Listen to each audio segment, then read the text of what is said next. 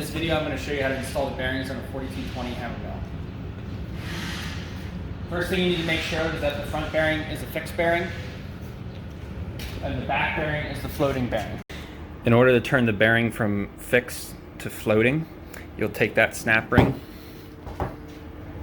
and you'll move it from this groove to the outer groove. Then your bearing will slide back and forth. So first thing you're going to want to do is take off this ring.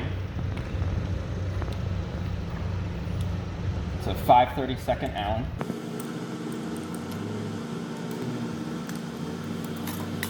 You're going to want to shift over your drum so that you're going to center it and then move it over 1/8 of an inch. We use some spacer blocks. That way we can just pull the mill against these spacer blocks. So I'm going to do that now.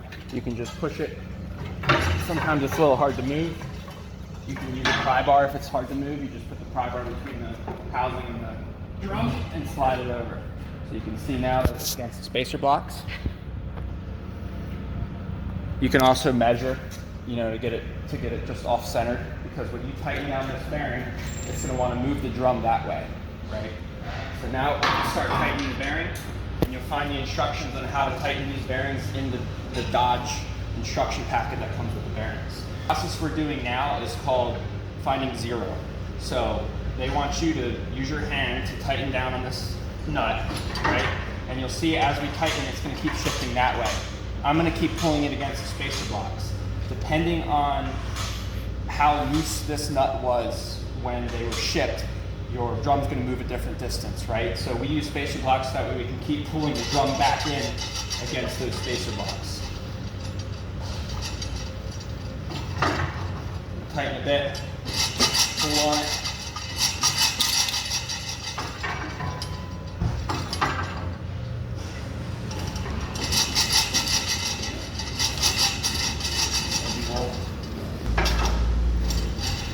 Pry bar. Now sometimes they're going to be a little bit tight on there, and if you can't move it, you're going to want to take the ring off of this side and loosen this nut up so that way you can slide it easily.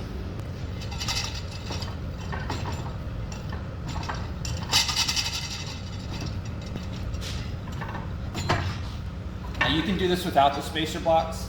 You just have to be mindful of how much your drum's moving. You don't want your drum to move against the other side of the housing. You need to keep clearance on both sides. So by putting those spacer blocks in, pulling it against, I'm ensuring that it's not going to slide too far. Now we're going to get to a point where I can no longer turn this nut by hand. And what we're going to do is we're going to take a hammer and we're going to tap around the outside of the nut to free the nut up on the threads. And then we're going to go again by hand. And you're going to keep doing this.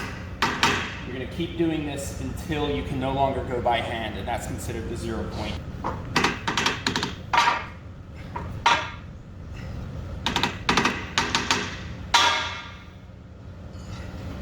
As you can see, every time I do this, you can feel the nut shifting a little bit when you tap on it, and then you'll be able to get a little bit more movement out of the nut.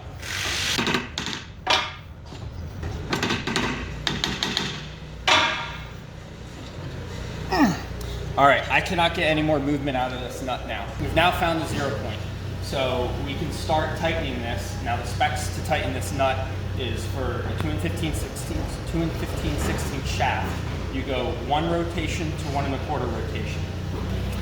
We're gonna mark a line here where that groove is on the sleeve. Mark right there. Okay. We're then gonna take our chisel and we're going to pound in these grooves to make this mark do a full rotation and land back in that groove.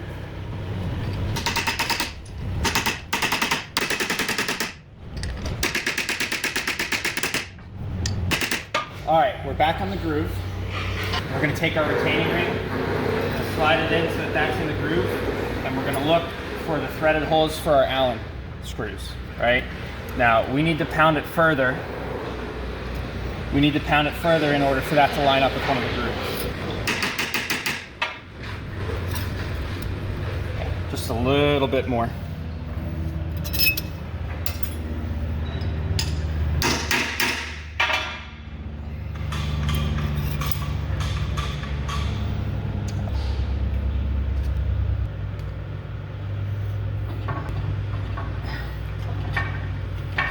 front bearing's done. Drum is still centered. I'm gonna pull the board out that I used to keep the drum from spinning as I was tightening it. And what we're gonna look for is to make sure that the rods can't hit any of the bolts that are protruding through the end of the hammer mill, right? So not all the bolts are in because we're early in our production stage, but you can see here that nothing's gonna hit, none of these rods are gonna hit. Everything's gonna spin freely. For the back bearing, take off the ring. The back bearing is the floating bearing, which means the bearing can move inside the housing. We wanna send the bearing all the way to that side of the housing, because when we tighten up this nut, it's gonna pull the bearing this way. If the bearing is all the way this way when we start tightening up the nut, it's gonna pull the bearing against the housing and it'll preload the bearing, causing heat, and it'll blow out your bearings. So we're gonna take a rubber mallet.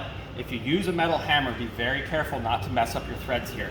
And we're gonna send the bearing all the way in. And if you show them in here, that bearing is almost against the nut, the hammer drum nut. It could be against, depending on where your hammer drum is positioned. Okay. Once we get it against, we're gonna start hand tightening the bearing. Now, there's a lot of room to hand tighten the bearing, before you start tapping on the outside, you're gonna wanna send it in again to ensure, as you can see how much it already pulled away from the nut. I'm gonna tap it in just a little bit again. And we'll keep going. We wanna ensure that that bearing's not against the side of the housing. Okay, as tight as we can go by hand like that, and we'll start tapping on the outside of the bearing. And we're going to repeat the same process on this side of the bearing that we did on the front side of the bearing, and we'll put the collar back on.